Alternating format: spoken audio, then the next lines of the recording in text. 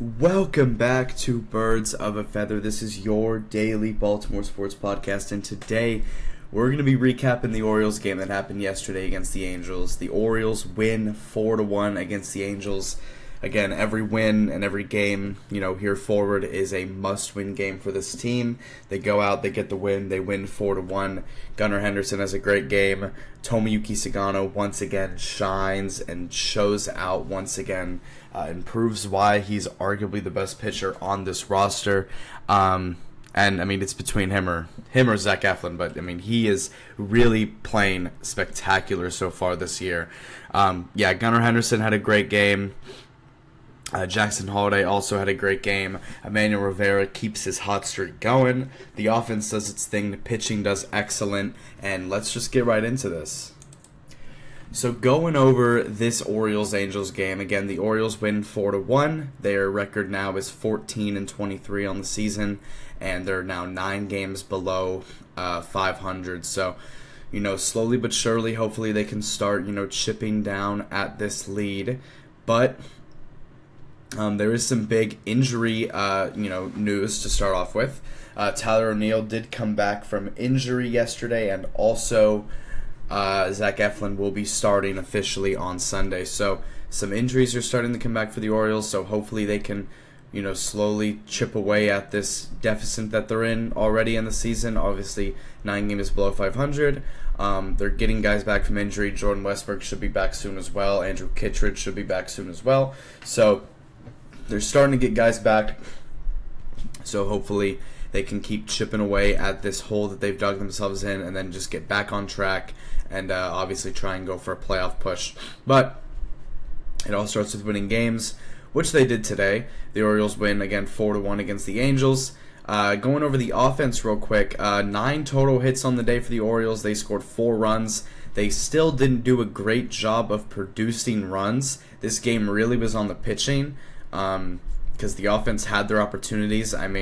2 for 13 again with runners in scoring position, 9 left on base. I think that was the exact same stat as yesterday's game as well. So once again, the Orioles aren't doing the best job of bringing runners home. These games could be a lot more high scoring for the Orioles, but they're just not doing the best job of bringing runners home when they need to. And it all starts with bringing runners home. It all starts with producing runs, which they kind of did today, obviously. They scored 4 runs. Again, they could have scored a lot more, but, you take a win, however you can get it. So, Cedric Mullins back at the leadoff spot. He goes 0 for 5 with 2 strikeouts. Again, Cedric Mullins has not been playing good recently. Obviously, he started off the season very hot, and he was on a very big hot streak, and he was, the Orioles' best hitter.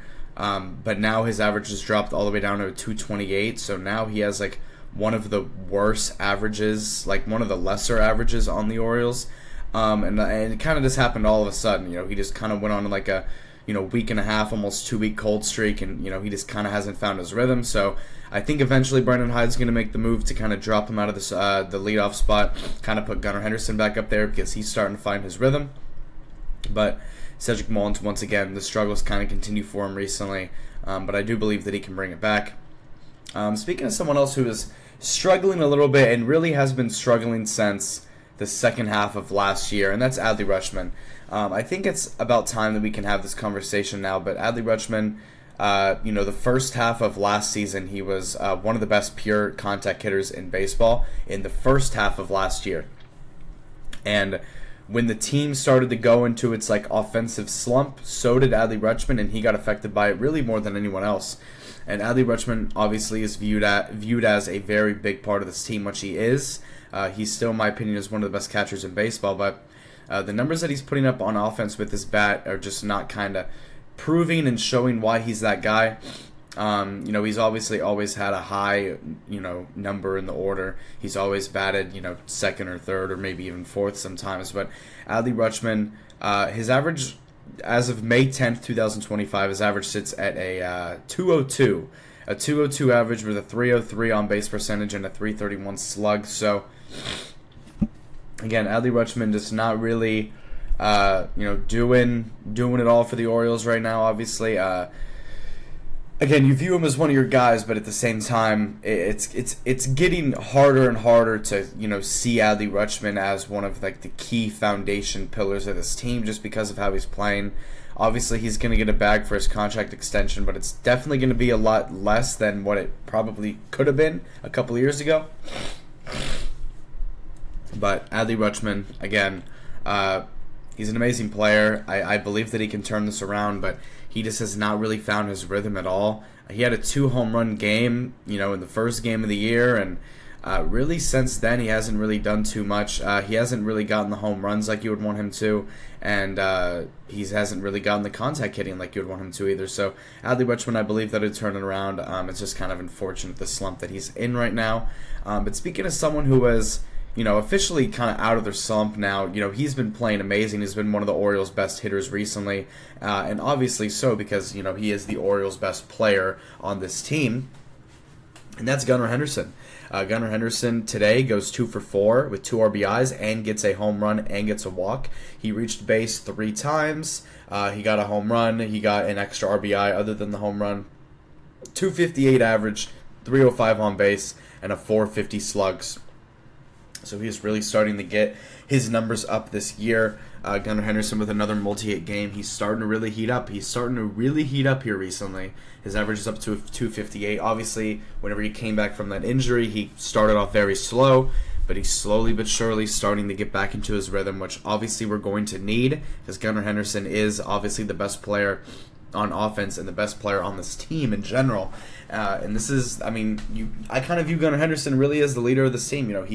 He's the guy. Him and Adley are the two guys leading this team forward, and we're going to need Gunnar Henderson to do well because this offense goes where Gunnar Henderson goes. He is one of the pillars of this offense, so we kind of just do, as he does, and, we move forward as a team like that. Going over to Ryan Mountcastle, who goes 1 for 5 today. Obviously, he hasn't had the best of years so far. He's batting a 208, but he'll get back into it. I do believe, especially when he's at home with the new wall, it should be easier for him to hit bombs out there. So hopefully he can get back on track with that. Ryan O'Hearn continues to be, one of the best Orioles hitters, arguably the best Orioles hitter as of right now. He goes 1 for 3. He also scores a run. Tyler O'Neill in his return. He was batting 6th in his return. Officially came off of the IL list because of neck inflammation. He is officially back, and he also gets a hit in his return. He went 1 for 3 and scored a run and also got a walk as well. And then Jackson Holliday, one of 3 players with multi-hit games today. There was 3 different players that had 2 hits, and Jackson Holliday was one of them. He continues to really be on a really hot stretch here recently, and people are starting to kind of take account of it. People are starting to, notice that Jackson Holliday's really starting to, get it going and do good. And Jackson Holliday continues his hot streak recently. He goes 2 for 3. He also brings in an RBI. He has a 272 average on the year with a 427 slug and a 342 on base. So Jackson Holliday, watch out because he's really starting to find his rhythm, and he's still such a young age. He just turned 22. He's one of the best young players in baseball, like really young players in baseball. Obviously, he was the number 1 overall prospect a little over a year ago, number 1 pick in the draft. He is looked at as one of the pillars of this team next to Gunnar and Adley. So Jackson Holliday, again, he's starting to find his rhythm. He's starting to do his thing. And if he can just keep this up, if he can just have a great year, it's going to instill the confidence in him moving forward. So Jackson Holliday doing his thing, doing great. You'd love to see it.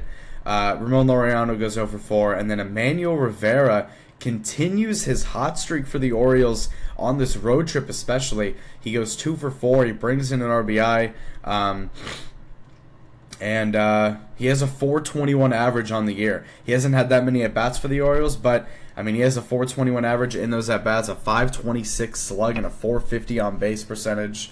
Emmanuel Rivera, he has a hot streak right now on this road trip. Whenever we were...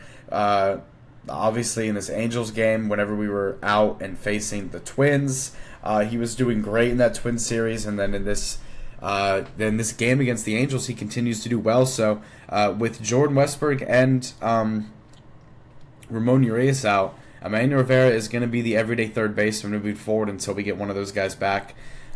We moved Kobe Mayo back down to AAA and brought back up Tyler O'Neill, which is good because, again, Kobe Mayo just was really struggling in the majors. And, I mean, you have to send him back down because he's just not adjusting the way that he needs to. And, I mean, we'll see what happens with Kobe Mayo if we trade him or not for in the package for a big player. But well, I mean, we'll see what happens with that. Again, the Orioles offense could have put up a lot more runs. They didn't necessarily do the best with runners in scoring position. Again, 2 for 13. But if they can clean up the runners in scoring position, and if this pitching can kind of hold its own a little bit, which they're kind of finding a way to, because we're starting to really figure out who the 2 to 3 pitchers are in this roster. If they can start kind of figuring it out and holding itself down, then we can maybe go on a little bit of a run and see what happens here. But speaking of the pitching, going over the pitching and player of the game in general, obviously the player of the game on offense was definitely Gunnar Henderson, but player of the game in pitching and player of the game overall in this entire game was Tomoyuki Sagano, who at this point may as well be the ace for the Baltimore Orioles. I mean, he has been excellent for the Orioles since he joined. Other than his first game that he played where he got hand cramps and he didn't have the best game, he has completely bunkered down, settled in completely, playing like a vet, and doing his thing. Tomoyuki Sagano now 4-2 on the year, and for a team that's 14-23, 9 games below 500, for one of your starting pitchers to have a positive record, that is a pretty big deal and something that you don't really see a lot of for a team that is negative, and for one of their starting pitchers, like negative by 9 to 10 games, and one of their starting pitchers has a positive record. So Tomoyuki Sagano, again, doing his thing. 4-2 on the season. He gets through 7.1 innings, gives up 3 hits, 1 run, doesn't walk anybody, and has 5 strikeouts. An excellent game from Tomoyuki Sagano. The only hits that he gave up 3 base hits, 1 run, no walks, no home runs, and had 5 strikeouts on a 93 pitch count throughout 7.1 innings. This is the longest that any Orioles pitcher has gone this season. Dean Kramer's gone 7 twice, and Tomoyuki Sagano has gone 7. I think this is either 2 or 3 times that he's gone 7 already this year. So Tomoyuki Sagano is proving to be a true innings eater, proving to be a true veteran. He fights through everything. Again, 7.1 innings, only gives up the 1 run, 3 hits, no walks, no home runs, 5 strikeouts. And his ERA is now down to a 2.72. And it was down to a 2.60 before he gave up the run. So Tomoyuki Sagano is really proving to be arguably the best pitcher on this roster. It's either him or Zach Eflin. Obviously, Grayson and Kyle Bradish, they're not going to be back for a while. If they do come back, it'll be sometime in the second half of the season. But I mean, as of right now, with the pitching that we have going forward, Zach Eflin and Tomoyuki Sagano are proving to be the certified top 2 in this pitching rotation, and pitchers who you gotta go out and win games when they're on the mound, because they've played excellent, both of them so far this year. Obviously, Zach Eflin hasn't had that many starts because of the injury, but he will be playing tomorrow on Sunday. But Tomoyuki Sagano is proving really to be the ace, and I mean, I don't want to say it. It might be a little too early to throw something out there, but Tomoyuki Sagano could potentially be in the Rookie of the Year race. I don't know. 35-year-old rookie. Obviously, this is his first year in the MLB, so he is certified as a rookie. But Tomoyuki Sagano could potentially be a Rookie of the Year guy. I mean, a 272 average. The strikeout numbers aren't necessarily up there. He's not out there getting 10, 11 strikeouts a game, but he's doing his job of not letting runners score, and he's doing that job a lot, very well. And Tomoyuki Sagano is one of those players who I was really excited to see play for us this year. He was one of the acquisitions that I was really intrigued by, and he's really proven me right. He's playing excellent. It's so good to see him do good, because again, I said this at the beginning of the year in the earlier episodes of this podcast, that he was going to be such a wild card and such a key part of this rotation because obviously you have Zach Eflin, as really the main guy, but if you can just have that second guy who can really trust, it's going to open things up a lot more for the rest of the pitching. So Tomiki Sugano does his thing. And it was really important for a starting pitcher to go 7.1 innings like he did in the first game of a series because it saves your bullpen for the next 2 games in this series against the Angels. So Yunior Cano goes out there for 0.1 innings, doesn't let up a run. Keegan Aiken doesn't let up a run, and Felix Bautista doesn't let up a run, and he also gets the save. 7 for 7 on saves this year, 1 inning, 2 strikeouts. Felix Bautista is back. He's been back. He hasn't had that many opportunities to be on the mound because obviously we've been losing by a lot of runs in a lot of our losses this year. But in the few, in the 7 appearances he's had this year for save opportunities, he's done excellent in those games. Obviously, you would love to see Felix Bautista out there a lot more, but this Orioles team, does... we do have 23 losses on the year, so we have found a way to lose a lot of games. But Felix Bautista, has saved half of the Orioles' wins this year. The Orioles have 14 total wins. Felix Bautista's gotten a save in 7 of them, so he's come up clutch. He's done his thing. We love Felix Bautista. Obviously, it's very refreshing with the whole Craig Kimbrell situation that happened last year to see Felix Bautista do well. But the Orioles win today. They do have the Game 2 is today. I'm recording this on Saturday morning. So the Orioles do have Game 2 today. And it's going to be Kyle Gibson on the mound for the Orioles. So this game could be very interesting because Kyle Gibson, obviously, in his first 2 starts that he's had this year, if you look at Kyle Gibson's first 2 starts that he's had this year, they've not been great. They have not been great starts. Obviously, they've been pretty horrible. First 2 starts, a 14.09 ERA, and he's only gotten through 7.2 innings in 2 starts. He's given up 6 home runs. So Kyle Gibson hopefully looking to have a good outing today against a pretty weak Angels team, a team that, really doesn't have that much talent. Mike Trout is also hurt, so Kyle Gibson looking to just have a good outing. It would be really nice for him to get through at least 5 innings.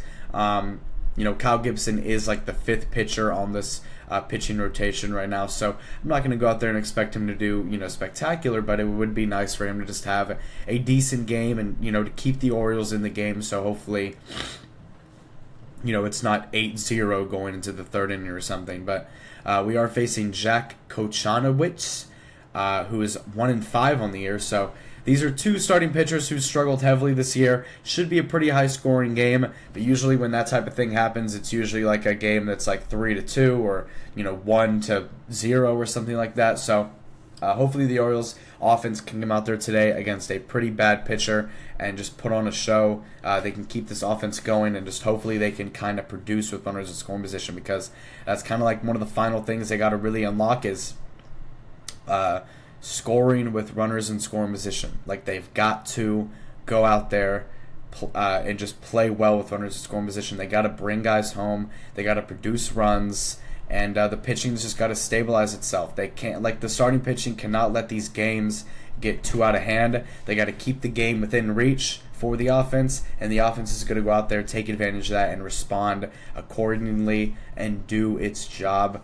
And just find a rhythm on offense because, they still really haven't found a rhythm on offense. But when they find a rhythm on offense and the pitching starts to kind of stabilize itself, that's when you move forward. That's when you start winning games. That's when you start winning series, and that's when you start, slowly but surely cutting down this 10 games under 500, deficit, and trying to hopefully make a playoff push sometime soon.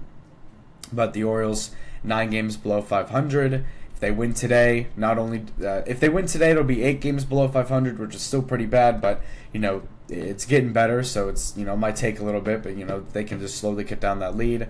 Obviously, they got to do it sooner rather than later because if they wait too long, then it's just going to be too late and it's just going to get worse. So, if the Orioles win today, they win the series, and it would be their 3rd series win of the entire season. And if they lose today, then it's going to go to a rubber match on Sunday. And Usually the Orioles in rubber match games don't really do well, so hopefully the Orioles can just get the series today, win the series, get it over with, and then hopefully tomorrow they can go for the sweep. And yeah, this team is moving. It's just one win. I'm not going to sit here and freak out, but if they can win today, we might see something starting to build for this team. And thank you guys so much for tuning into and listening to this episode of Birds of a Feather. I appreciate all the support, appreciate all the streams and listens from you guys. If you like this episode, make sure to sub up on YouTube if you're on YouTube. Follow up on Spotify if you're on Spotify. And yeah, I appreciate all you guys once again. The Orioles obviously do get a win. Hopefully they can get another win, start to get some rhythm, start to get some momentum moving forward, and eventually, hopefully, maybe get back into a division race and a playoff race as well. So I appreciate you guys so much. Make sure to follow up and sub up as well. And yeah, I'll have an episode up either late tonight or early tomorrow morning going over this game, because these games are being played pretty late because it is in LA, so the games are being played so late. So the games are ending around midnight where I'm at. So again, thank you guys so much for watching. I'll see you guys in the next one. I'll have a video up tomorrow. Obviously, this is a daily Baltimore sports podcast, Birds of a Feather. This is episode 36, I believe. I'm having a ton of fun doing this again, and I appreciate you guys once again. So I'll see you guys in the next one. You all have a great rest of y'all's day. Peace out.